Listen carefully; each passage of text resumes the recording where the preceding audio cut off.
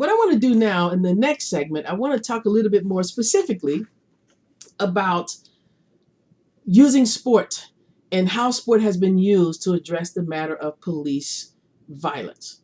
Now, you may recall a couple of years ago, Colin Kaepernick, because he was just fed up with the police brutality projected on the Black community, the murders, the senseless killing of Black men and Black women. And he decided to display his dismay by kneeling during the national anthem. And he was villainized in many ways because the narrative was such that it got lost that he was trying to protest racial injustice. And it became this notion that, he's protesting the flag and all of these other issues. He's protesting against the troops. It's un-American. And so the message was a little distorted. And so he was villainized. Well, what has happened now? What's different now? Well, what's different now? There are a number of things. Number one, I think one of the things that's different is the context by which we saw the injustice, the murder, the killing of George Floyd. In the past, there have been instances of racial injustices, but people found a way to explain it away. Like, well, we didn't see the entire video. We don't know what happened prior. We don't know what led up to it. We don't know what happened afterwards. Well, this instance was different because the world got to see 8 minutes and 46 seconds of a murder right before our eyes. And this time it sparked outrage to see such humanity. The outrage, it created a worldwide outrage. And so one of the things that's different now is that it wasn't just an issue for Colin Kaepernick or a few Black males and their allies, but this time the whole world got to see racial injustice before our eyes. It didn't matter about the pretext or the context. It didn't matter about the antecedent because we saw the consequence of death happen right before our eyes. And so the context was different.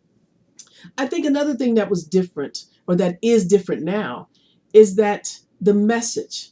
In the past, the message was distorted because people were uncomfortable talking about race in the context of sport, because sport is this place of racial harmony. So we don't want to talk about race in this context. We don't want to talk about racial injustice. Well, so the message was distorted. It was something else. It wasn't about race. It was about nationalism. Well, this time, LeBron James did an awesome job. He tweeted out a picture. It was a picture of Colin Kaepernick kneeling, juxtaposed alongside the picture of the white officer kneeling on George Floyd's neck. And in that moment, LeBron James, in such simple, poignant words, says, "Do you get it now? Like, do you get it now? This is what we're talking about." And it just seemed as though people said, yes, we get it. Now, the Black community has gotten it all along, but many in the sport community weren't seeing it that way. So I think the second thing that's different now is the message is clearly, unapologetically, that Black lives matter. And that wasn't the case before.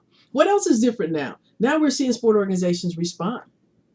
We're seeing commissioners speak out and say, yes, I support Black Lives Matter. Yes, it was wrong. Yes, what's happening is the systemic racism must change. And we're seeing a rapid response. Many sport organizations are removing the symbols that are associated with systemic racism. The Confederate flag, is no longer a part of NASCAR. Many campuses are removing images and narratives that are associated with systemic racism. And many sport organizations are hiring people to help them to do a better job to understand how to promote racial justice.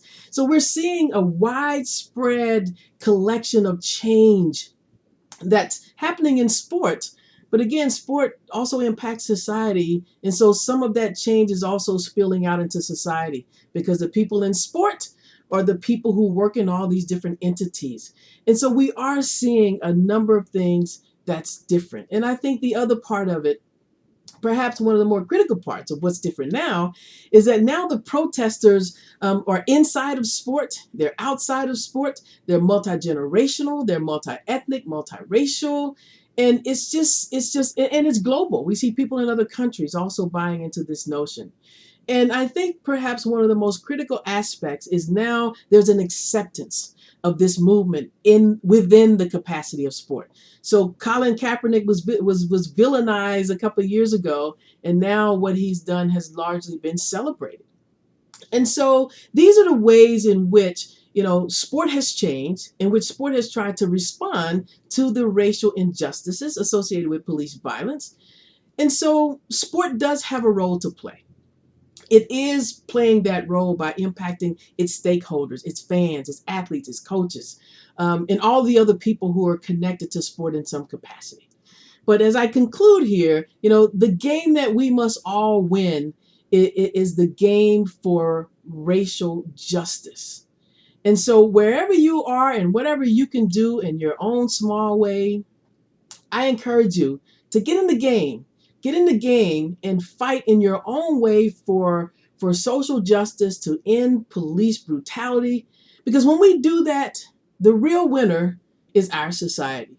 So I hope you've enjoyed this teach out and my very brief commentary on sport and the role of sport in helping to create a more just, a more racially just, a more socially just society.